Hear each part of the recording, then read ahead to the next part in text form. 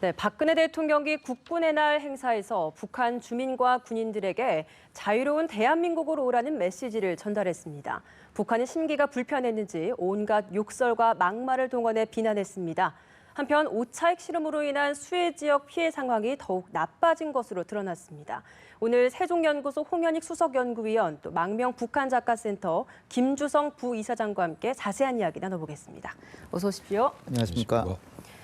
네, 앞서 말씀드렸듯이 국군의 날 행사에서 박근혜 대통령이 자유로운 대한민국으로 오라라는 메시지를 북한에 전달을 했습니다. 이에 대해서 북한은 지금 맹비난을 쏟아내고 있거든요. 어떻게 이 반응 예상하셨습니까? 네, 뭐 당연히 하리라고 생각했죠. 네.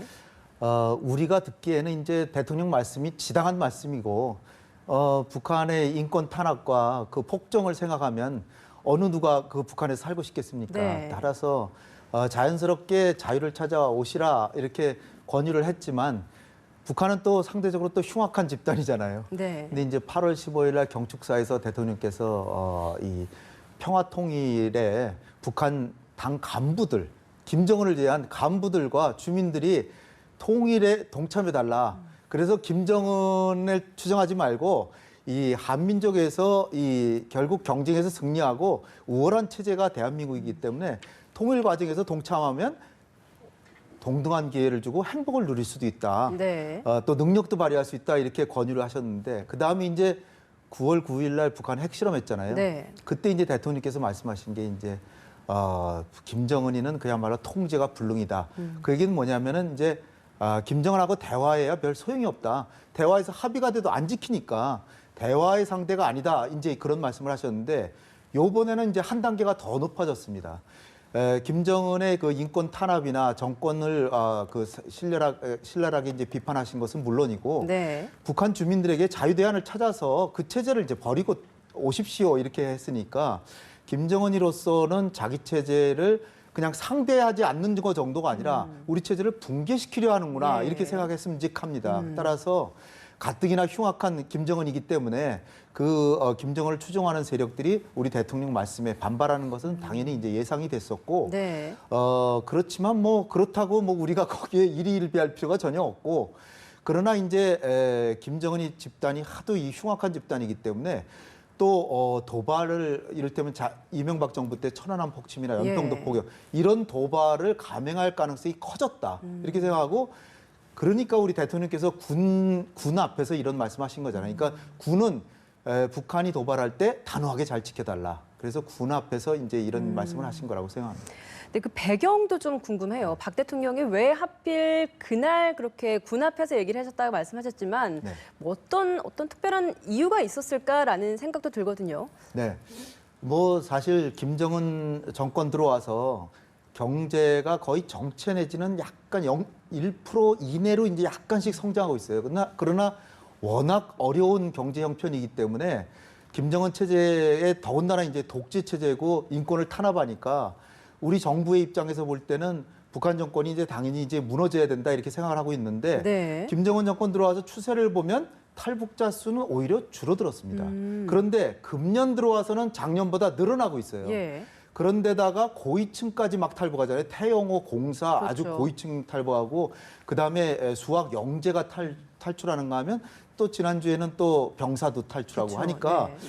이게 숫자는 비록 절대적으로는 줄어들었지만 고위층들이 탈북하는 거 보면 뭔가 북한에 징조가 있다. 이렇게 이제 생각을 할 수는 있지만 그렇다고 무슨 대중봉기가 일어나거나 그럴 조짐이 있는 것은 아니거든요. 네. 그러나 이제 우리 대통령께서 이렇게 북한을 이렇게 비난하고 나선 것은 다른 이유가 아니라 핵을 개발하니까 우리 대한민국의 국토를 지키고 국민의 생명과 재산을 지켜야 되는 대통령으로서는 가장 큰 위협을 지금 가하고 있는 북한의 정권에게서 호락호락 그냥 좋은 얘기를 해줄 수는 없는 거죠. 그래서 그런 도덕적으로 인권을 탄압하고 하는 이런 북한 정권이 계속해서 핵을 개발한다면 당신들은 체제가 어려워질 처지에 처할 것이고 이렇게 자꾸 우리를 위협하면 우리도 가만히 있을 수가 없다. 그래서 북한 정권을 어떻게든지 어렵게 만들 테니까 핵을 포기하고 대화로 나오고 하라는 메시지를 이렇게 보내신 게 아닌가 그렇게 생각이 됩니다. 네. 현재 뭐 국내에서는 여야의 입장이 좀 엇갈리고 있습니다. 하지만 그 미 월스트리트 저널에서는 굉장히 획기적인 연설이었다 이런 호평을 내놨거든요. 네. 이사님께서도 지금 탈북을 하셨기 때문에 이번 이 발언이 좀 남다를 것 같습니다. 어떻게 보셨습니까? 일단 논리적으로 생각을 하면은 일단은 그 박 대통령님께서 던진 메시지가 좀 현실감 거리는 좀 멉니다. 네. 솔직히 얘기했고 남한에서 박 대통령님이 탈북을 해서 어서 오세요 한다고 해서 마음대로 탈북을 할 수 있는 상황은 아니잖아요. 그렇죠. 그러나 이 멘토 자체가 일단은 이게 북한군 이 멘토를 들을 수 있는 사람들이 제한돼 있다는 거죠. 물론 일반 주민들은 마음대로 이렇게 들을 수가 없지만 일단 이걸 들을 수 있는 사람의 북한 군이라든가 예. 그다음에 좀 전에 그 박사님 말씀하신 고위층들 속에는 이게 소문이 돌 것이고 네. 북한 사회라의 특징이 뭐냐면은 소문이 상당히 빨라요. 만약에 이것이 고위층이나 어떤 군인들을 통해 가지고 일반 주민들 속에서 확산이 될 때 네. 그때 주민들 속에서 동요가 일어날 수도 있고요. 근데 워낙에 지금 3만 명 이상이 이게 와 있기 때문에 일부 국경 지역에서는 남한 실종에 대한 거는 북한 사람들이 자연히 다 알고 있으니까 이 동기 유발을 상당히 줄 수 있는 이런 그 멘토의 효과는 있다고 보지만 네. 어떻게 보면은 지금 보면은 그 박 대통령님은 김정은하고 관계에서는 그 어머니하고 아들뻘이나 같은 관계거든요. 예. 끝까지 고피를 안 누치고 김정은을 계속 조여나가는 것 자체가 저도 뭐 이게 감탄은 되지만 네. 일단 지금 상황에서 이게 이번 메시지가 북한의 전역에 이게 뭔가 큰 파급을 일으킬 정도는 아니라고 생각을 하거든요. 그럼 고위층이나 그 군 당국 내에서는 조금 어느 정도의 동요가 있을 효과는 있는 건가요? 그렇죠. 동료보다도 일단 최근에 보면 고위층 같은 경우는 그 꼬리를 물고 계속 남한으로 오고 있기 때문에 네. 일개 그 대한민국의 대통령이 직접 던진 메시지이기 때문에 그 사람들 입장에서는 감수하는 것이 여러 가지로 생각을 많이 할 수 있게 하는 그런 네. 여지를 줄 수 있다고 생각을 하거든요. 네, 박사님, 근데 북한 사회 구조상 현재 그 대량 탈북이 좀 대거 탈북이 가능한 상황입니까? 어떻습니까? 지금 아직은 그걸 기대하기는 좀 시기상조라고 이제 보여지는데요. 그러나 이제 고위층들은 탈북할 기회가 있으면 탈북을 할 수 있는데 북중 국경이 굳게 닫혀 있고 그리고 김정은이 들어와 가지고선 김정은이가 또 성격 자체가 내 체제를 감히 누가 도망을 가냐 그래가지고 예. 이 철조망도 더 쌓고 중국하고도 적어도 이 탈북자들 송환 협정 이런 거는 철저하게 지키고 있고 그리고 또 하나는 중국이 또 문제입니다. 중국이 탈북자들을 수시로 이렇게 체포해 가지고 북한에 넘겨주기도 하고 그리고 중국에 넘어가기만 하면 한국으로 올 수 있다는 보장만 있으면 더 많은 분들이 올 수 있는데 예. 지금 중국이 지금 그런데 호응하고 있질 않죠. 그리고 뭐 사드 문제도 있지만 사드 문제가 아니더라도 중국 당국이 이 대량으로 탈북이 오면은 동북 삼성에 실업자들이 생기고 왜냐하면 이 사람들이 다 서울로 오는 게 아니고 동북 삼성에 그냥 있으면서 이 비합법적인 취업을 하고 그렇게 되니까 동북 삼성 주민들은 실업자가 될 수도 있는 거거든요. 그러니까 이제 중국 당국에서도 이 탈북자분들을 이렇게 우리한테 넘기는 걸 협력을 안 하고 있는데 문제는 결국은 이 북한의 대량 탈북이 나오게 하려면 지금 탈북하시는 분들에 대해서 예우를 더 잘해주고 그것이 네. 이제 소문이 나가지고 북한 지역에까지 탈북하시는 분들이 핸드폰으로 북한의 국경 지역에 넣으면 이 통화가 되고 국경 지역에 계신 분들은 또 내륙에 있는 분하고 또 핸드폰 통화가 되니까 네. 결국은 탈북만 하면 대한민국에 오면 아주 잘 살 수 있다. 이렇게만 소문이 나면 훨씬 더 많이 올 테고요. 그다음에 중요한 것은 말씀드린 대로 중국에만 오면 대한민국으로 누구나 올 수 있게끔 이걸 외교적으로 이 길을 터놓으면 예. 대량 탈북도 가능하다. 이렇게 생각이 되고 그리고 또 하나는 이제 많은 분들이 아직은 대한민국이 북한보다 수십 배 잘 사는 걸 잘 모르니까 네. 음으로 양으로 어떤 경로를 통해서든지 대한민국이 북한보다 이렇게 복지를 누리고 자유를 누리고 산다는 걸 알려드리게 되면 이 삼박자만 갖추면 결국은 언젠가는 북한은 무너질 수밖에 없다. 저는 그렇게 생각하고 있습니다. 네, 뭐 중국 당국의 도움도 필요할 것 같고 대한민국에서 사는 것들이 얼마나 북한보다 나은지를 좀 북한 주민들에게 알려야 하는 게 시급한 문제인 것 같습니다. 네, 이번에 좀 주제를 바꿔서 북한 수해 복구 상황을 짚어보겠습니다. 김정은의 5차 핵실험 감행 때문에 그 인접해 있던 수해 지역 지반이 충격을 먹으면서 그 지역이 좀 더 피해가 커졌다라는 이야기가 있어요. 네. 실제로 그 풍계리와 그 수해 지역이 어느 정도 밀접한 건가요? 저도 이 기사를 이게 뭐 RFA인가 어디 기사가 나온 걸 봤는데요. 제 네. 개별적인 생각이지만 이건 좀 약간 신빙성이 좀 떨어지는 소리 그래요? 같기도 하고요. 그러니까 거리상 상당히 멀어요. 아, 그래요? 예, 그러니까 국경 일대 이번에 수해 났던 두만강 연선에서 풍계리까지는 상당히 거리가 멀고요. 그러니까 풍계리하고 인접을 하고 있는 것이 양강도 백암군이라는 것인데 백암군은 물론 그 압록강하고 가깝지만 거기까지 그 여파가 여진은 갈 수 있겠죠. 근데 그것 때문에 여진이 이게 기반이 약해져서 수해가 더 크게 났다. 이거는 좀 아닌 것 같은 생각이 네. 들거든요. 네, 아무튼 이번 수해는 심각한 것만은 사실인데, 근데 문제는 뭐냐면은 그만큼 김정은이가 수해가 났음에도 불구하여 핵실험을 감행했다는 게 문제인 거죠. 네, 그렇죠. 정말 북한이 수해 복구 현장을 지금 속속 공개하고 있습니다. 네. 사실 북한의 과거 행적을 보면 이런 것들은 치부라고 생각하고 많이 감추는 것들이 대체적이었는데 이번엔 좀 많이 공개를 하고 있는 것 같습니다. 이 의도는 어디에 있다고 보시나요? 일단 공개할 수밖에 없는 거는 북한에도 이제 그 핸드폰 숫자가 어마어마해요. 300만 대인가요? 네. 지금 그렇게 됐기 때문에 북한 당국이 숨기려고 해도 다 알고 있습니다. 북한 주민들이. 지금 함경북도에 난리 났다는 거를 전 주민들이 아마 다 알고 있을 거라고 생각이 되고, 그러니까 감추에 소용없다.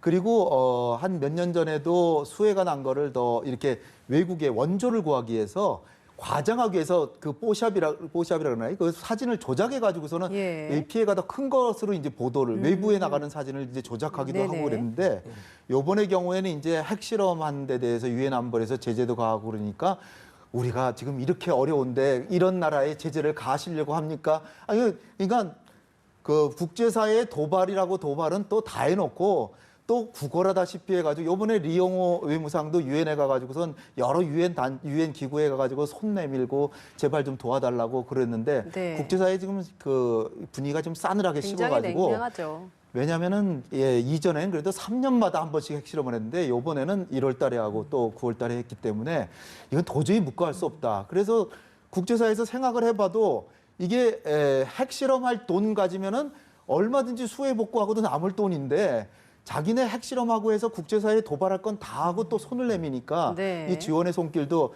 이게 싸늘하게 식어가는 거거든요. 그러니까 네. 그런데 어쨌든 북한이 이렇게 그 수해 상황을 낱낱이 공개하고 이렇게 하는 거는 나름대로 유엔 안보리 제재 수위도 낮추고 또 한국 내부에서도 이렇게 수해 상황이 있는데 한국에도 동정을 구하는 거죠. 그래서 한국에도 북한에 지원해야 된다라고는 하는 여론이 있잖아요, 일부. 네네. 그렇기 때문에 남남 갈등도 좀 노려보는 효과도 있고. 네. 그러나 이런 건 상당히 이제 모순적인 북한의 행태다. 그렇죠. 이렇게 네. 보여집니다. 그런 동정 여론이 어디까지 미칠지 참 궁금한데 지금 수해 복구가 아직 다 끝나지도 않았는데 이제 또 겨울이 금방 찾아옵니다. 함경북도 같은 경우에는 이번 달부터 벌써 추워진다고 해요. 네. 이렇다면 주민들의 고통은 더 극심해질 텐데 그 북한 당국은 지금 군 시설이나 도로 복구에만 오히려 힘을 쏟고 있다고 합니다. 네네네. 그렇게 민생을 외치는 김정은이 왜 이렇게까지 주민들은 나몰라라는 겁니까? 일단 이번 수해가요 상당히 심각하거든요. 그러니까 예. 북한이 안 보여줘도 그 실상을 중국에서 수해가 터진 날 벌써 이게 핸드폰으로 찍어가지고 유포가 됐기 때문에요. 네. 상당히 저도 저쪽에서 들려오는 소리하면 상당히 심각하거든요. 예. 그러니까 현재 지금 사망자 수도 공식 발표가 안 났지만 지금 일단은 수해가 남과 동시에 국경 일대는 뭐 언성, 해령, 무산, 해산 일부 지역까지 문제가 뭐냐면 도로가 끊기고 그다음에 전기까지 절단이 됐다는 네. 거죠. 예. 그러니까 식수도 당연히 없어지고 하기 때문에 예. 우선 여기서 보면은 김정은이가 어떤 의도에서 한 것이 아니라 도로를 빨리 만들어놔야 뭔가 구호 물자가 가는 거죠. 그래서 이게 도로에다가 이게 집중을 하고 있고 그다음에 군사 시설은 아마도 내가 생각할 때 이런 패닉 상황에서 군대들이 받는 영향이 크기 때문에 결국 군대들이 거기서 혼란을 겪으면서 중국에 건너가거나 네. 여러 가지 그런 동란이 일어날 수 있기 때문에 미연에 방지를 하자는 것도 있고 역으로 재미난 것이 뭐냐면 그것과 동시에 콜레라 같은 질병들이 터지고 있다는 거죠. 예. 네, 그러니까 의료 대책도 안 서 있지. 그래서 뭐 무산 같은 경우는 일부 거기에 지휘부 뭐 일단 복구 지휘부를 하고 만들어놨는데 지휘부 사람들에게만은 헬리콥터가 떠서 뭔가 이게 식수도 공급을 해주고 식량도 공급을 해주고 그다음에 한간에서는 집을 잃은 주민들에게 김정은이가 직접 집을 만들어줘라, 건설해줘라 이렇게 해서 뭐 사랑의 말씀을 뭐 보냈다, 어쨌다 이거 주민들이 거기다 또 한쪽에서는 고생을 한다는데 사람들을 모아놓고 또 뭔가 이렇게 축가 모임 같은 걸 또 했다고 합니다. 참 아이러니컬하게 예. 이런 비극을 김정은은 또 자기 이미지 변신을 위해서 부각으로 해서 이렇게 이용을 하고 있는 것이 참 안타까운 거죠. 네, 콜레라 언급을 해주셨는데 지금 식수가 오염되다 보니까 콜레라 환자도 생겼다고 해요. 그렇죠. 근데 지금 북한 같은 경우에는 굉장히 의료 체계가 부실하다 보니까 이런 전염병이 발생하기 시작하면 속수무책이지 않습니까? 그렇죠. 지금 상황이 어느 정도로 심각한 건가요? 일단 아직까지도 좀 다행스러운 거는 약간 기후가 내려갔기 때문에 콜레라는 역시 그 양상이 따뜻해야 이게 많이 예. 확산률이 많거든요. 근데 최근에는 이게 좀 약간 날씨가 추워져서 좀 그 정도 심각하진 않다고 합니다. 그래서 뭐 식수도 그렇고 상당히 이게 정부에서도 당국에서도 뭐 상당히 군대도 동원시키고 대학생도 동원시키고 있다고 하는데 네. 내가 듣기로는 아직까지 그게 심각한 수준이 아니라는 걸로. 예, 일단은 사람들이 갈 곳이 없어서 뭐 직장이라든가 기관에 있는 그런 방을 내주고 거기서 임시 고쳐도 시키고 학교도 고쳐시키고 이렇게 하고 있는 상황이라고 하네요. 예, 뭐 콜레라가 확산되지는 않았다고 하니까 불행 중에 좀 다행인 것 같은데 북한 상황이 정말 녹록지는 않은 것 같습니다. 수해 지역의 탈북자도 늘다 보니까 이제 북한 당국도 검역 지역에 굉장히 그 검열단을 확대시켰다고 해요. 네. 이런 안 좋은 상황에서 탈북자들이 확실히 좀 많이 늘어나나요? 왜냐하면은 요번에 이제 그 수해의 큰 특징 중에 하나가 그 양강도 지역에 이제 그 게릴라성 폭우가 와가지고 2시간 동안에 뭐 수십 센치가 왔어요. 그러니까 북한으로서는 댐을 건설했는데 댐이 부실하게 건설이 돼가지고 계속 물을 가둬 놨다가 이게 파괴가 될 것 같으니까 할 수 없이 수문을 열었는데 이 통신수를 또 미비하니까 제대로 하류인 사람은 안 알려줘서 군인들까지 다 떠내려가고 집단으로 네. 자고 있다가 군인들이 다 떠내려가고 그다음에 국경선에 있는 철조망 같은 게 이게 다 무너지고 이제 했거든요.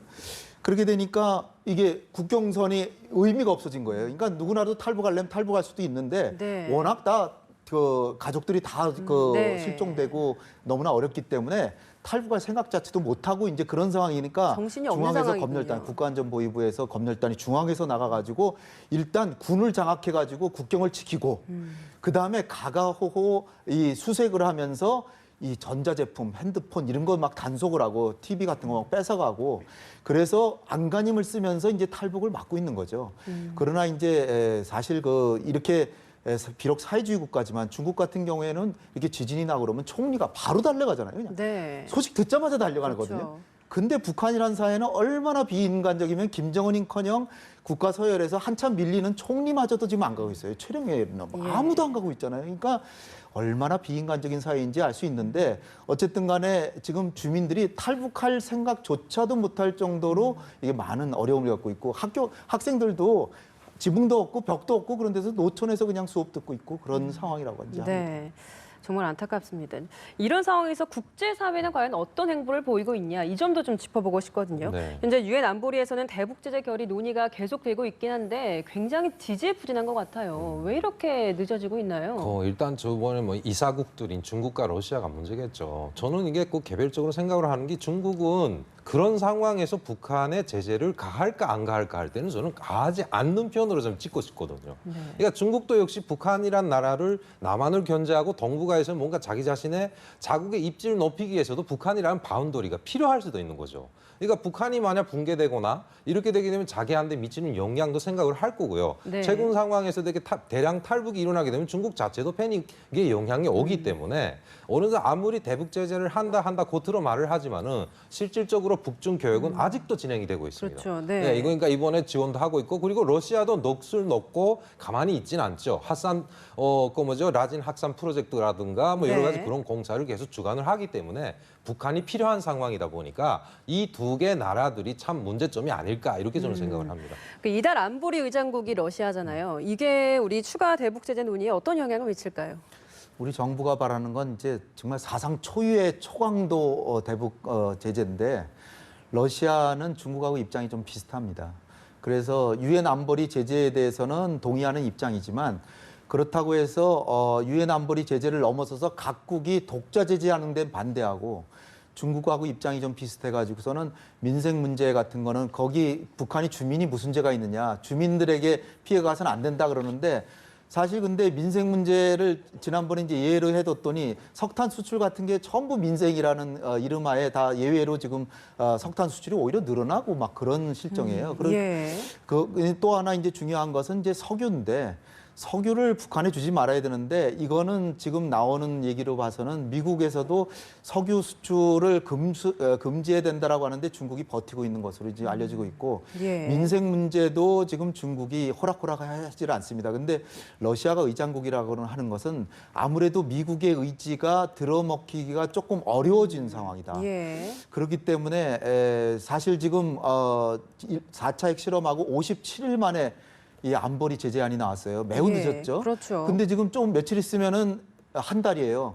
그러니까 좀 더 있으면은 57일을 넘어설 수도 있다는 얘기까지 나오는데 네. 이달을 넘어서면 57일이 넘어서죠. 그렇죠. 그러니까 결국 러시아가 의장국인 상황에서 유엔 안보리 제재안이 도출돼야 되는데 쉬워 보이지가 않아요. 왜냐하면 안보리가 특수한 게 중국이나 러시아가 비토를 행사하면 무조건 이 결의안이 통과가 안 되는 거거든요. 네. 따라서 오히려 우리가 기대를 해야 되는 것은 미국이 세컨더리 보이콧 차원에서 예. 랴오닝 홍상그룹 요번에 적시했잖아요. 네. 그러니까 이제 미국이 세컨더리 보이콧을 적용하려고 하니까 중국이 앞장서서 그거 하지 마십시오. 우리가 알아서 제재하겠습니다 해서 한 거거든요. 네. 따라서 우리 정부나 미국이나 일본이 이렇게 북중 간에 예외로 두는 것인데 불법적인 거, 유엔 안보리 제재에 어긋나는 것들을 하나하나 찾아가지고 중국한테 다그쳐서 이것도 위반이다, 이것도 위반이다 하는 수가 있고요. 할 수밖에 없게 만들어야 된다. 아니면은 네. 그야말로 미국이 나서서 세컨더리 보이콧을 해줘야 되는데 그건 이제 미국도 이제 대선 국면이잖아요. 예. 근데 또 하나 딜레마는 뭐냐면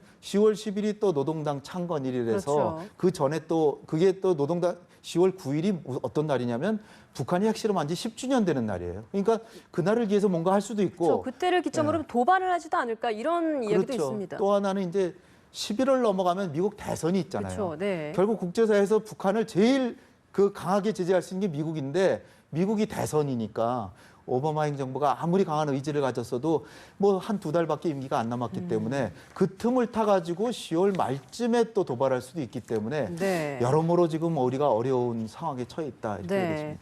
아무쪼록 북핵에 관련해서는 국제사회가 한 목소리를 내는 데 집중해야 되지 않나 싶습니다. 오늘 말씀 여기까지 듣겠습니다. 지금까지 세종연구소 홍현익 박사, 망명 북한작가센터 김주성 부이사장이었습니다. 고맙습니다. 감사합니다.